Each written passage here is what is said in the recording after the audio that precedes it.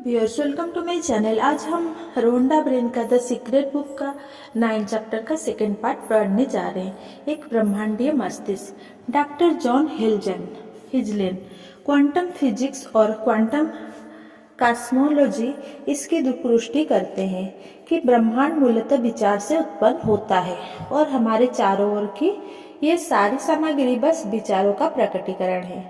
अंततः हम ब्रह्मांड के स्रोत हैं और जब हम अनुभव द्वारा इस शक्ति को प्रत्यक्ष रूप से समझ लेते हैं तो हम अपनी शक्ति का प्रयोग करके अपनी मनचाही चीजों को पाना शुरू कर सकते हैं। किसी भी चीज को रचना कर ले, अपनी चेतना के क्षेत्र के भीतर से कोई भी चीज रच ले, क्योंकि आपकी चेतना अंततः उस ब्रह्मांडीय चेतना का हिस्सा है जो ब्रह्मांड को चलाती है।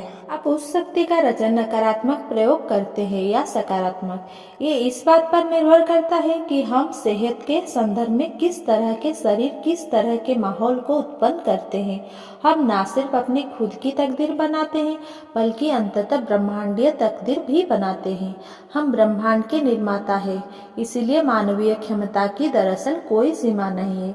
जिस हद तक हम इन गहरे अंतर संबंधों को पहचानते हैं और इस्तेमाल करते हैं, उसी हद तक हम अपनी शक्ति का प्रयोग करते हैं और उसका संबंध अंततः हमारे विचार के स्तर से होता है।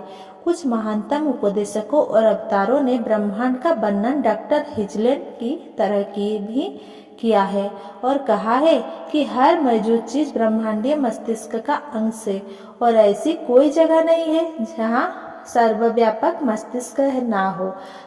यह हर चीज से व्याप्त है। सर्वव्यापक मस्तिष्क संपूर्ण ज्ञान, संपूर्ण प्रज्ञा और संपूर्ण आदर्श है और ये हर चीज है और एक ही समय में हर चीज हर जगह है। अगर हर चीज सर्वव्यापक ब्रह्मांडीय मस्तिष्क है और यह मस्तिष्क हर जगह विद्यमान है तो यह आप में भी है। मैं अब यह समझाने में आपकी मदद करती हूँ कि आपके लिए इसका क्या मतलब है। इसका मतलब है कि हर संभावना पहले से ही मौजूद है। सारा ज्ञान, भविष्य की सारी खोजें और आविष्कार संभावनाएं के रूप में ब्रह्मांडीय मस्तिष्क में मौजूद है और मानवीय मस्तिष्क द्वारा बाहर निकाले जाने का इंतजार कर रहे हैं। इतिहास की हर रचना और आविष्कार भी ब्रह्मांडीय मस्तिष्क से निकला है, चाहे वो व्यक्ति यह बात जानता हो या ना जानता हो। आप इससे अपनी मनचाही चीजें कैसे पा सकते हैं? आप अपनी जागरूकता और अद्भुत कल्पना शक्ति के प्रयोग से ऐसा कर सकते हैं। अपने चारों तरफ उन आवश्यकताओं को देखें जो पूरी होने का इंतजार कर रही है। कल्पना करें कि क्या किसी आवश्यकता को पूरा करने के लिए हमारे पास महान आविष्कार है। आवश्यकता की तलाश करें और फिर कल्पना करें और उनकी पूर्ति के बारे में सोचकर उसे साकार कर ले। आपको खोज या आविष्कार ढूंढने के लिए मेहनत नहीं करनी है। सर्वव्यापक मस्तिष्क में वो संभावना पहले से ही मौजूद है। आपको तो बस अपने मस्तिष्क को अंतिम परिणाम पर केंद्रित रखना है और वो यह आवश्यकता पूरी करने की कल्पना करना है। अगर आप इतना कर लेते हैं तो आप उसे साकार कर लेते हैं। जब आप मांगते हैं, महसूस करते हैं और यकीन करते हैं तो आपको मिल जाएगा। विचार की असीमित आपूर्ति इंतजार कर रही है कि आप उनका दोहन करें और उन्हें साकार करें। हर चीज आपकी चेतना में मौजूद है। दैवी मस्तिष्क एकमात्र सच्चाई है। Charles Fillmore. जॉन अशरफ। हम सभी जुड़े हैं, हम बस इसे देख नहीं पाते हैं। बाहर वहाँ और अंदर यहाँ का कोई भेद नहीं है। ब्रह्मांड में हर चीज जुड़ी है। यह एक बृहद ऊर्जा क्षेत्र है। आप जिस तरीके से भी इसकी ओर देखिए, परिणाम वही है। हम सब एक है, हम सब जुड़े हैं और हम सब एक ऊर्जा क्षेत्र, एक विराट मस्तिष्क, एक चेतना या एक रचनात्मक स्रोत का हिस्सा है। आप इसे चाहे जिस नाम से पुकारे, हम सब एक है। सबके एक होने के संदर्भ में अगर अब आप आकर्षण के नियम के बारे में सोचेंगे तो आप इसकी पूर्णता को देख पाएंगे। आप समझ पाएंगे कि किसी दूसरे के बारे में आपके नकारात्मक विचार लौटकर आपको ही नुकसान क्यों पहुंचाएगा। हम एक है। आपको तब तक नुकसान नहीं पहुंचाया जा सकता जब तक कि आप उन नकारात्मक विचारों और भावनाओं को भेजकर उस नुकसान को अस्तित्व में ना लाएं। आपको चुनाव की स्वतंत्र इच्छा दी गई है, लेकिन जब आप नकारात्मक विचार विचार और भावनाओं रखते हैं तो आप खुद को एकल और समग्र अच्छाई से अलग कर लेते हैं। किसी भी नकारात्मक भाव पर गौर करें।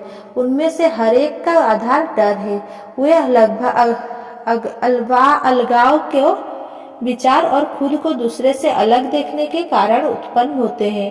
प्रतिस्पर्धा अलगाव का उदाहरण है। पहली बात तो ये है कि जब आपके मन में प्रतिस्पर्धा के विचार आते हैं तो उनका कारण अभाव की मानसिकता है। जैसे आपके हिसाब से आपूर्ति सीमित है।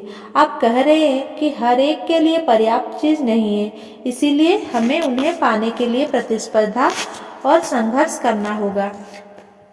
प्रतिस्पर्धा करके आप कभी नहीं जीत सकते, भले ही आप सोचे कि आप जीत गए हैं। जब आप प्रतिस्पर्धा करेंगे तो आकर्षण का नियम द्वारा आप अपने जीवन के हर पहलू की प्रतिस्पर्धा करने वाले लोगों और परिस्थितियों को आकर्षित करेंगे और अंततः आप हार जाएंगे।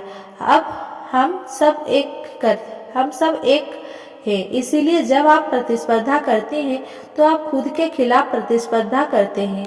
आपको प्रतिस्पर्धा को अपने दिमाग से बाहर निकालना होगा और अपने मस्तिष्क को सृजनात्मक बनाना होगा। फिर अपने सपनों, अपनी भविष्य दृष्टि पर ध्यान केंद्रित करें और सारी प्रतिस्पर्धा को समीकरण से बाहर निकाल दें।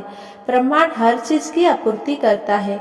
हर चीज ब्रह्मांड से आती है और आकर्षण के नियम के माध्यम से लोगों, परिस्थितियों और घटनाओं द्वारा आप तक पहुंचाई जाती है।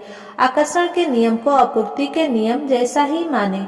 यही वह नियम है जो आपको असीमित आपूर्ति से अपनी मनचाही चीज पाने में समर्थ बनाता है। जब आप अपनी मनचाही चीजों की आदर्श फ्रीक्वेंसी भेजते हैं तो आदर्श लोग, परिस्थितियां और घटनाएं आपकी ओर आकर्षित होगी और आप तक वो चीज पहुंचा देगी। लोग आपको आपकी मनचाही चीज नहीं दे रहे। अगर आपके मन में यह गलत धारणा है तो आप कमी अनुभव करेंगे, क्योंकि आप बाहरी संसार और लोगों को आपूर्ति का स्रोत मानते हैं। सच्ची आपूर्ति का स्रोत तो अदृश्य क्षेत्र में है। जब आप उसे ब्रह्मांड, विराट मस्तिष्क, ईश्वर, असीमित प्रज्ञा या चाहे जो नाम दे, जब आप कोई चीज प्राप्त करते हैं तो याद रखें कि आपने उस चीज की फ्रीक्वेंसी पर होकर आप ब्रह्मांडीय आपूर्ति के सामंजस्य में रहकर उसे आकर्षण के नियम से अपनी ओर आकर्षित किया है। हर चीज में व्याप्त ब्रह्मांडीय प्रज्ञा ने लोगों, परिस्थितियों और घटनाओं को सक्रिय करके आप तक वो चीज पहुंचा दी, क्योंकि यही नियम है। लिसा निकोल्स। हम अक्सर अपने शरीर और मस्तिष्क, भौतिक अस्तित्व से भटक जाते हैं। यह तो सिर्फ हमारी आत्मा का पात्र है और आपकी आत्मा इतनी बड़ी है कि पूरे कमरे को भर सकती है। आप अंततः जीवन है। आप ईश्वर का ऐसा मानवीय रूप है जिसे आदर्श बनाया गया है। Michael Bernard Beckwith. बाइबल के आधार पर हम कह सकते हैं कि हमें ईश्वर ने अपनी छवि में बनाया है और हम सब समान हैं। हम कह सकते हैं कि हमारे द्वारा ब्रह्मांड खुद के बारे में जागरूक हो रहा है। हम कह सकते हैं कि हम खुलती संभावना के असीमित क्षेत्र है। ये सब सच है। अब जो है उसका 99% अदृश्य है और उसे छुआ नहीं जा सकता। आप ईश्वर का शारीरिक रूप है। आप मांस नहीं, आत्मा है। आप शाश्वत जीवन है जो खुद को आपके रूप में प्रकट कर रहा है। आप ब्रह्मांडीय जीव है। आप समूची शक्ति है। आप समूचा ज्ञान है। आप समूची प्रज्ञा है। आप पूर्णता है। आप भव्य है। आप रचयिता है और इस ग्रह पर अपनी रचना कर रहे हैं। जेम्स रे। हर धार्मिक परंपरा में बताया गया है कि आपको रचनात्मक स्रोत की छवि में रचा गया है। इसका मतलब है कि आप में ईश्वर की क्षमता और शक्ति है। आप में अपना संसार रचने की पूरी शक्ति है। हो सकता है आपने ऐसी चीजों की रचना की हो जो अदृश्य हो और आपको काबिल हो, या फिर हो सकता है आपने ऐसा नहीं किया हो। मैं चाहता हूँ कि आप उस सवाल पर विचार करें।